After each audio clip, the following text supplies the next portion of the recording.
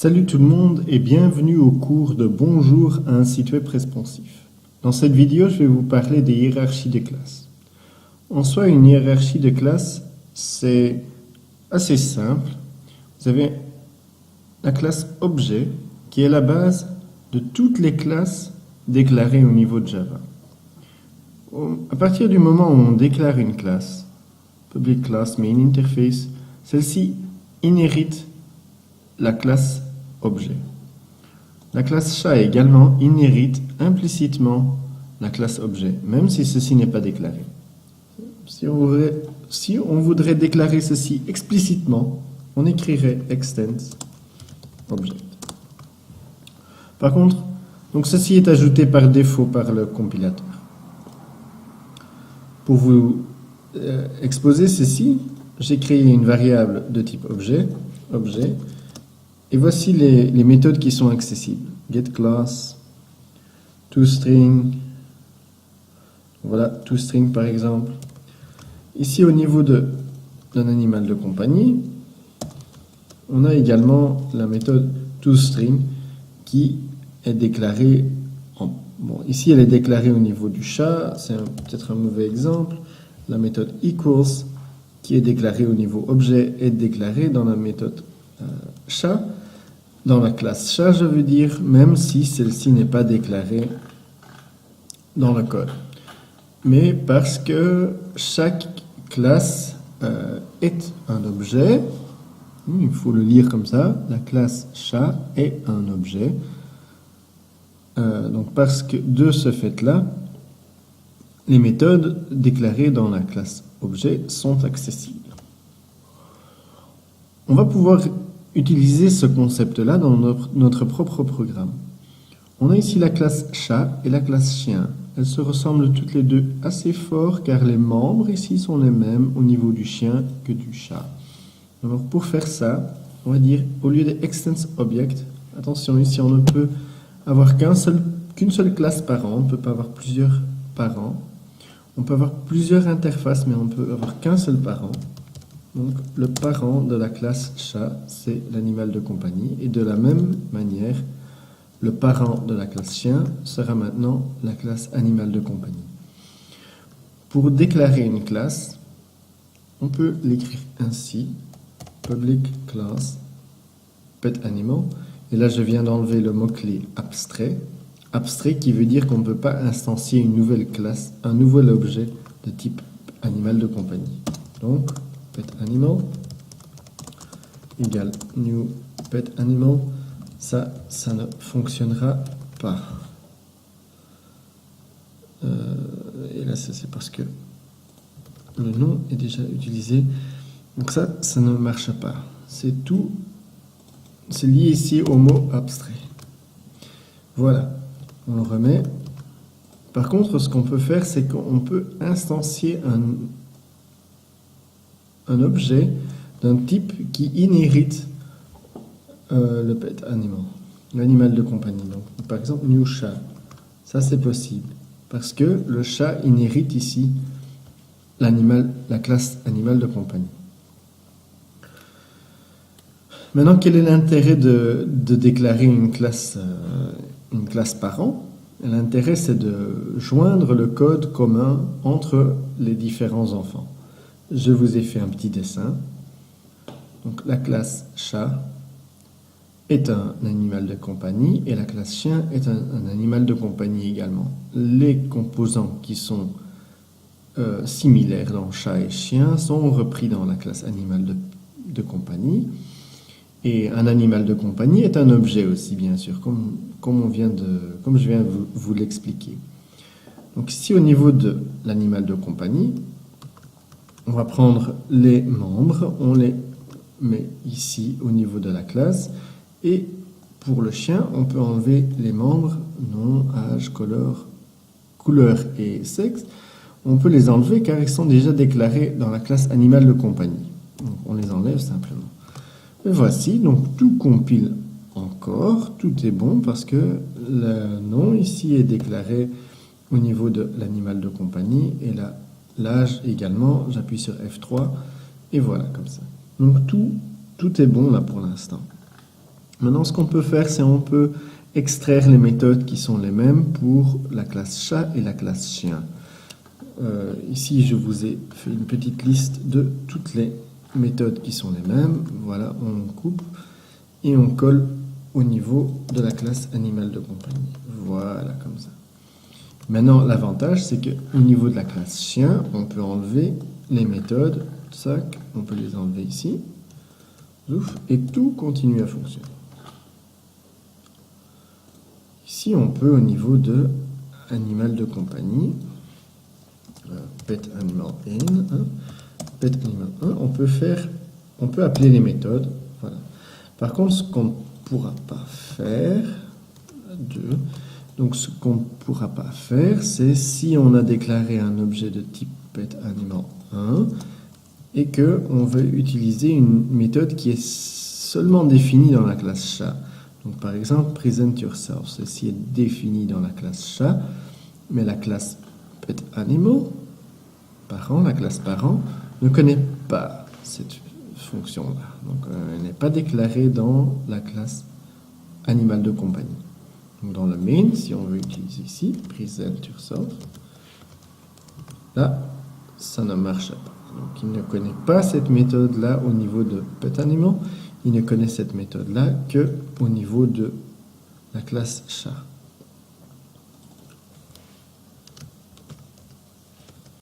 Hein? Donc le chat, lui, par contre, il connaît ça, present yourself. Ceci, donc ça c'est la différence entre la variable ici de type chat et la variable ici qui est de type animal de compagnie. Au niveau de la variable chat, on peut accéder aux méthodes qui sont déclarées dans l'animal de compagnie. getSex par exemple. Voilà, ça fonctionne. Ceci est déclaré au niveau de l'animal de compagnie. Tout ça parce que le chat est un animal de compagnie, mais l'animal de compagnie ne sait pas qui sera ses enfants et ne sait pas ce qui est déclaré en dessous de lui. Donc on a ici la différence, c'est que au niveau de la classe chien, on a la propriété hunting dog, donc est-ce que c'est un chien de chasse oui ou non, et ce concept-là n'est pas connu au niveau de l'animal de compagnie. Voilà, donc ça c'est un peu la théorie.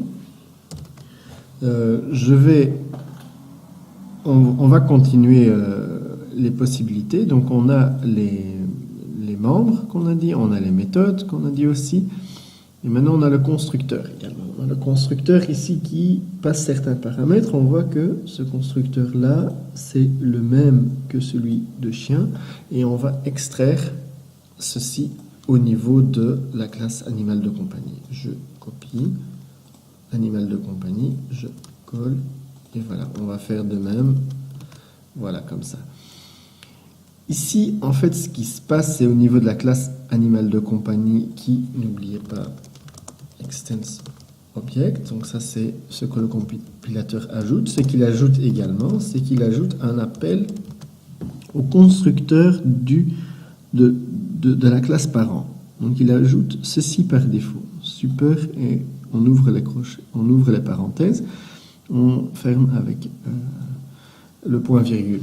Alors ici, c'est possible car la classe objet déclare un constructeur par défaut sans paramètre.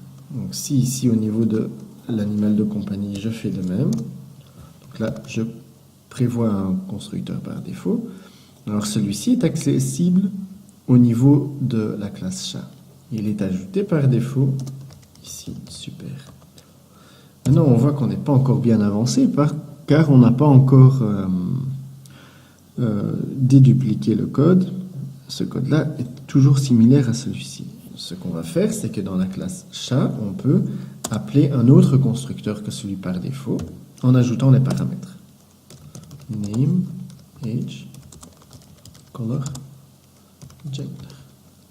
Voilà. Donc, et on peut virer cette déclaration-là. On copie et on va faire de même au niveau de la classe chien. Voilà, on copie. Maintenant, le contrôle-clic, on voit que dans la classe chien et dans la classe chat, on va faire appel au constructeur avec les 4 paramètres ici de la classe animal de compagnie. Maintenant, pour faire en sorte que, et je suis conscient que ça commence à faire beaucoup, mais on va quand même continuer sur notre lancée. Maintenant, si on veut au niveau de l'animal de compagnie, pouvoir appeler la méthode presentYourself. PresentYourself qui, pour rappel, est déclaré ici dans la classe chien, est déclaré dans la classe chat, mais qui a une implémentation différente. Donc voici l'implémentation de la classe chat. My name is getName and I'm years old. Au niveau de la classe chien, on ajoute woof et on a le même résultat. Donc ce qu'on va faire, c'est qu'on veut appeler, au niveau du code, on veut appeler la méthode presentYourself. Voilà. Et cela n'est pas déclaré. Donc, ce qu'on va faire, c'est qu'on va la déclarer. Alors, on va la déclarer au niveau de la classe animal de compagnie. Voilà. Et on va exécuter le programme pour voir ce qui se passe. My name is O'Malley and my name is Null and I'm 2 years old. Donc ici on est là, on a rajouté 2 ans. On a bien l'implémentation de la classe chat. Alors, pour ceux qui ont bien regardé, ici presentYourself, retourne NULL, donc retourne rien du tout. Par contre,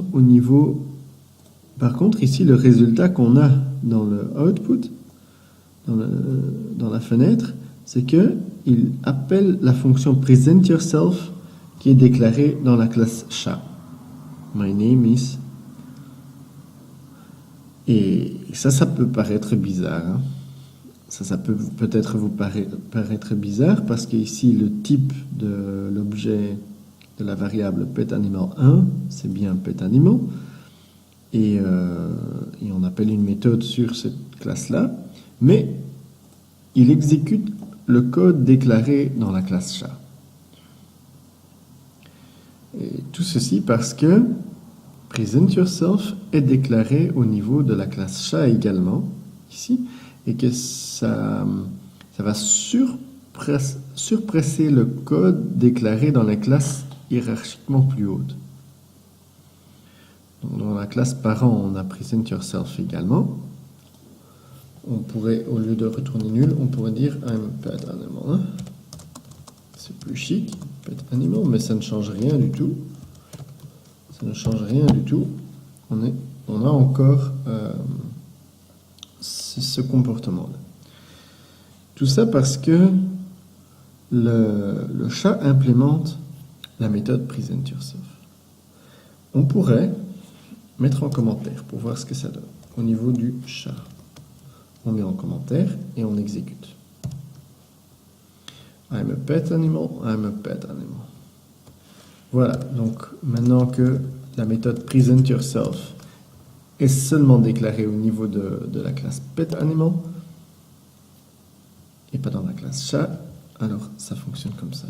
Alors on va faire un chien, on va faire une classe de type chien, petAnimal. On continue un peu l'utilisation, dog, new dog. Et là, il m'impose à passer les paramètres. Voilà, ici.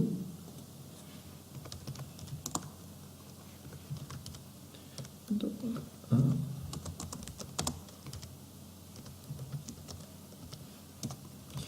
on exécute.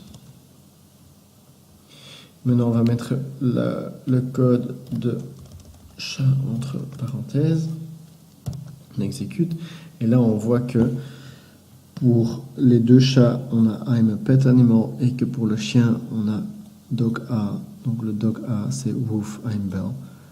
Et là, il exécute le code presentYourself déclaré dans la classe chien. Voilà. Et le code ici de la classe parent n'est pas exécuté. Pour accéder à une méthode de la classe parent, on peut utiliser le mot super. Donc de la même façon qu'on utilise le constructeur, donc on fait super.presentYourself. Là, on ajoute un petit espace, on exécute, on va voir. Donc le chien, on a fait cette modification là au niveau de la classe chien. Donc super.presentYourself plus woof I'm, donc son nom et tout ça. I'm a pet animal woof and I'm a bell and I'm 6 years old. Donc voilà. Ça c'est la manière d'appeler une fonction déclarée dans une classe parent. Donc en utilisant le mot-clé super. On peut de la même façon utiliser le mot-clé super pour accéder aux membres déclarés dans la classe parent. Super.nom par exemple. Je ne sais pas qu'est-ce qu'on pourrait faire avec ça. Ou bien au lieu d'appeler la méthode getName, on pourrait également appeler ici, voilà, super.name. CTRL-clic. Là, on voit où est déclaré le membre name. Par contre, je vous conseille d'utiliser la fonction getName, car une modification pourrait être faite au niveau du nom. Voilà, ça conclut un peu l'idée d'hiérarchie dans Java. Le point principal ou l'idée principale de l'hiérarchie, c'est de vous épargner un peu de code. Et ça rassemble les classes de même type dans un sous-type. On peut faire... ça ressemble très fort à des interfaces. Et la grande différence entre une interface et une classe parent, c'est qu'on ne peut avoir qu'une seule classe parent. On peut avoir plusieurs interfaces, donc on peut implémenter plusieurs interfaces. Par contre, dans une interface, il n'y a pas de membres, de variables membres, et l'implémentation n'est pas possible non plus au niveau d'une interface. Une interface, ça déclare seulement à quoi ressemble la méthode, mais l'implémentation même n'est pas faite dans l'interface. Au niveau d'une classe parent, on peut faire environ la même chose, et ça c'est la dernière chose que je veux vous dire, c'est qu'on pourrait rendre une méthode abstraite. Vu qu'on ne connaît pas, on ne sait pas comment l'implémenter, presentYourself, et ici, ça ne marchera pas bien sûr, parce que la méthode est abstraite. On ne peut pas appeler une méthode abstraite. Donc ici au niveau de l'animal de compagnie, on aura une fonction, une méthode presentYourself qui doit être implémentée par les enfants, donc par ceux qui héritent de la classe animale de compagnie. Donc voilà pour les grandes différences entre une classe parent et une interface. J'espère que j'ai été un peu clair. Maintenant, ne vous tracassez pas, car c'est une grosse vidéo. C'est normal que maintenant ce ne soit pas encore tout à fait clair. Ça viendra avec le temps, ça viendra avec l'exercice. Mettez ceci en pratique et d'ici là, s'il y a des questions ou quoi que ce soit, n'hésitez pas à me contacter. À plus et bon travail. Salut!